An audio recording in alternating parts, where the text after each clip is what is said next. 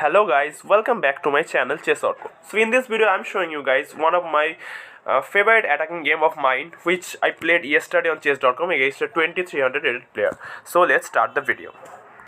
So I was playing with the white piece. I started with c4, e5, g3.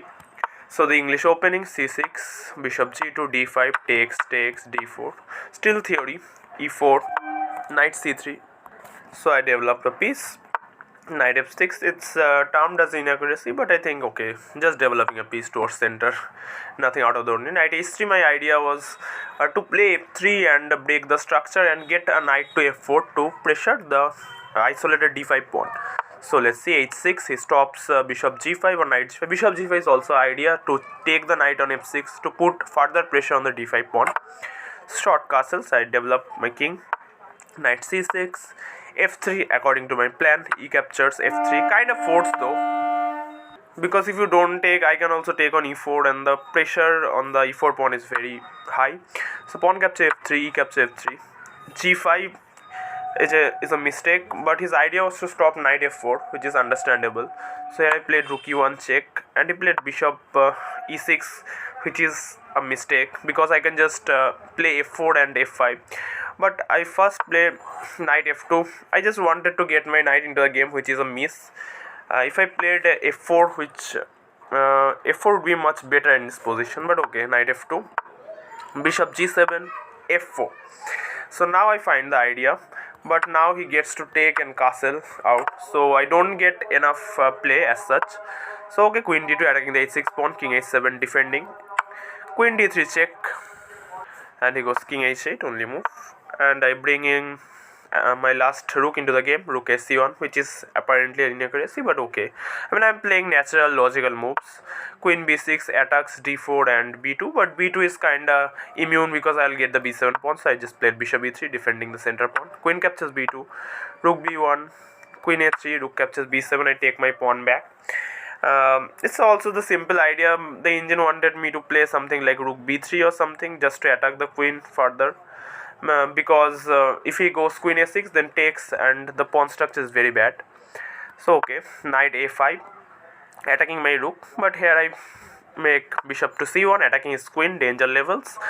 So queen d6, another move, knight b5 attacking the queen, and here I was already cooking up a beautiful rook sacrifice which my opponent didn't even notice. Queen a6, rook e7, I was already looking at rook capture e6, I was already looking at this beautiful sack, knight c6, rook c7, and here my opponent blunders with queen b6. He completely missed my idea, and here comes rook capture e6. Here I sacrifices the rook. Wonderful move. The idea is very simple, just clearing out the 7th rank, and the queen is also coming to g6. It's all over, and the idea was very nice, and I am proud that I spotted it very quickly. I played this move in 10-20 seconds only, because I have already calculating this kind of variations. Pawn captures e6, queen g6 attacking g7, knight to d8, and here I played another wonderful move, knight bishop capture h6. This is not the move, rook g8 and knight d6. Okay, the engine is saying just go rook f7 and play something, but knight d6 has a very venomous idea. So let me go to the analysis board. So knight d6 has a simple idea. If you take my knight with your knight, then bishop captures g7 is just mate into rook captures g7, queen captures g7, and if you don't do anything, I'm just threatening knight captures e8 and bishop captures g7 anyway. So he has to take my rook on c7. I sacrifice another rook, yet another rook, for knight f7 check, and here queen capture f7 has to be played, otherwise it's checkmate. So queen capture f7, queen capture f7, and now after bishop h6, my opponent thought he is getting a lot of pieces for the queen. He's already getting 2 rooks and a bishop for the queen, but after queen captures e6, I am getting a piece back and also a lot of pawns back. So bishop g5, bishop captures d5 attacking the knight yet another time. My opponent plays knight c7, queen h3 check, king g7, queen d7 check, just giving some checks to pick up the rook. Bishop captures g8, rook captures g8, and I played queen c6, and in this position my opponent resigns because there is nothing more to be done. The deep passer is running after something like rook g7. Let's say plays rook g7, the d passer is running. This is completely lost.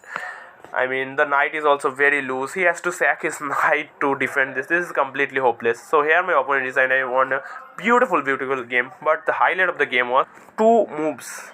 Rook capture e6 is brilliant sacrifice, and this beautiful move, knight to d6. I mean, this move was so beautiful. When I spotted this idea, I was super happy because I'm sacrificing another rook just to get his queen, and after bishop h6 I'm getting the double attack. Look, takes, and after bishop h6 it seems like he's got a lot of pieces, but after queen capture e6 I'm getting back all the pieces with interest.